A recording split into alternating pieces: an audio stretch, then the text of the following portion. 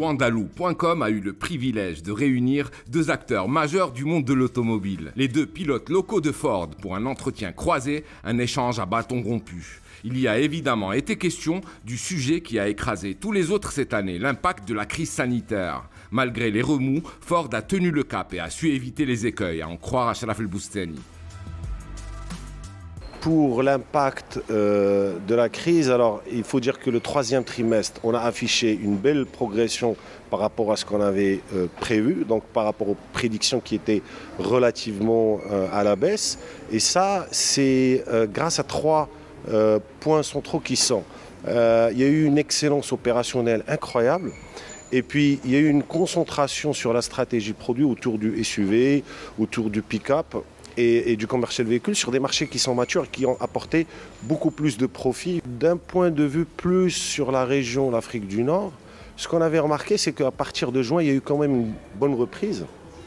Pas au rythme normal, mais il y a deux marchés qui se démarquent par rapport à la région, qui sont le Maroc et l'Égypte, et qu'on a remarqué à partir de juillet-août, on a eu une reprise, et puis il y a eu des mois où on performait en termes d'industrie même mieux que l'année 2019.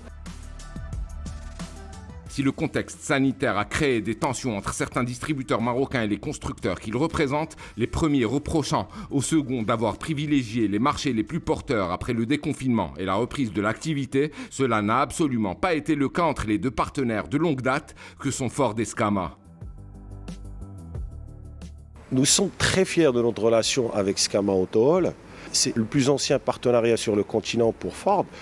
Moi, je pense qu'on a eu une belle croissance au Maroc. Et le secret derrière, c'est qu'on se concentre, autant que centre d'excellence de distributeur, aujourd'hui Direct Market, à fournir à l'importateur et au distributeur tout ce qu'il lui faut en termes de produits, services, supports, pour garantir ensemble une satisfaction cliente. Et ça montre clairement qu'il n'y a aucun espace pour qu'il y ait des tensions entre nous et notre cher partenaire Scama Autohall. 2020, effectivement, était marqué par la Covid-19. Ça a impacté le constructeur Ford, notre partenaire, comme Achraf a dit, plus que centenaire en termes de production, et ça nous a impacté même en termes de vente. On a eu quelques petites ruptures, hein. C'est normal. Je pense que dans l'industrie automobile, qu'il y ait des ruptures sur certains modèles ponctuels pendant 2 semaines, 3 semaines, même en dehors de la pandémie, ça arrive. Mais pour ça, nous avons des stocks de sécurité pour répondre dans ces cas-là. Globalement, sur l'année, nous n'avons pas souffert de ruptures longues ou spéciales sur quelques modèles que ce soit. Autre question dictée par les nouveautés Ford sur notre marché, notamment la Focus et le Kuga. Quelles sont les attentes des deux managers par rapport à ces modèles ? Pour 2020, donc, on a fait 2 lancements majeurs de 2 modèles très importants dans notre gamme. La Focus, qu'on a lancé en mois d'octobre. On vient de lancer il y a 2 semaines le nouveau Kuga.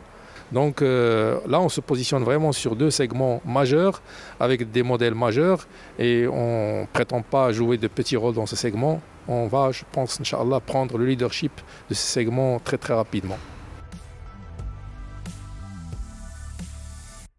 Évidemment, nous n'avons pas pu nous empêcher de demander à nos hôtes de nous révéler les newcomers qui pourraient débarquer chez nous en 2021.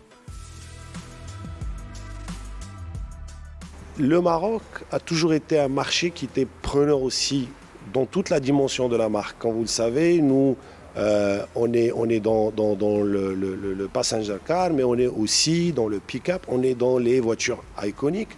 Et c'est pour cette raison que cette année, on offre la Mustang, on offre le Ford Explorer, on a la version Raptor du Ranger, on a l'Everest qui est en train d'arriver, on a le Puma on est en train de travailler dessus. Je pense que la nouveauté, c'est quelque chose qui s'inscrit dans notre stratégie dans le marché. Attendez-vous à des belles surprises l'année prochaine. Ford est en train d'électrifier sa gamme à une cadence soutenue. Quel rôle son hub régional joue-t-il pour faire bouger les lignes sur notre marché ? Alors, Ford Motor Company, c'est une entreprise de mobilité.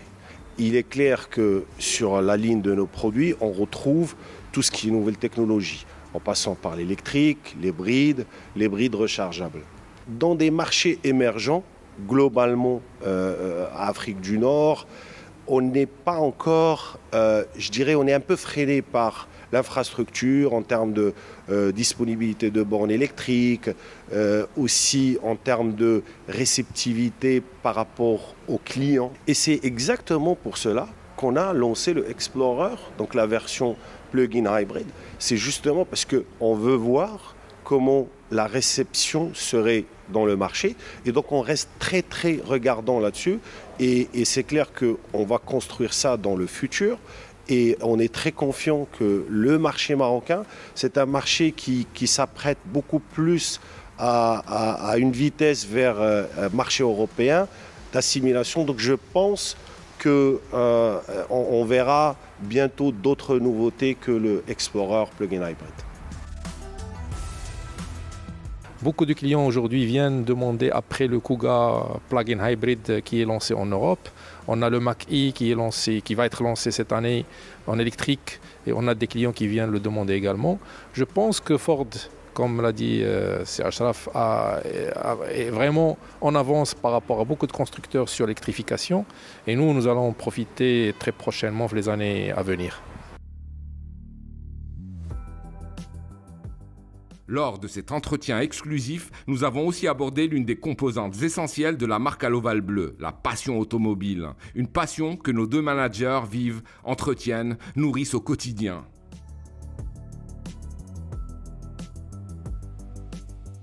Alors moi je roule en Mustang cabriolet et je m'en régale tous les jours. Moi personnellement je roule en Explorer, donc c'est le véhicule qui est présenté derrière. Enfin, nous avons voulu savoir par quel modèle ils remplaceraient leur moitié automobile actuelle. Et là encore, c'est du très lourd. Jugez plutôt. Moi, ça sera le Mach-E sans hésitation. Expérimenter la puissance en version complètement électrique et puis sur une icône emblématique. Et juste pour la petite histoire, on a la même date d'anniversaire que la Mustang, le 17 avril. Personnellement, j'irai sur un Bronco. Un Bronco, un 4 portes. Maintenant, il est disponible en essence. Je suis sûr qu'il sera disponible à l'avenir également en hybride. Mais même en essence, je suis preneur.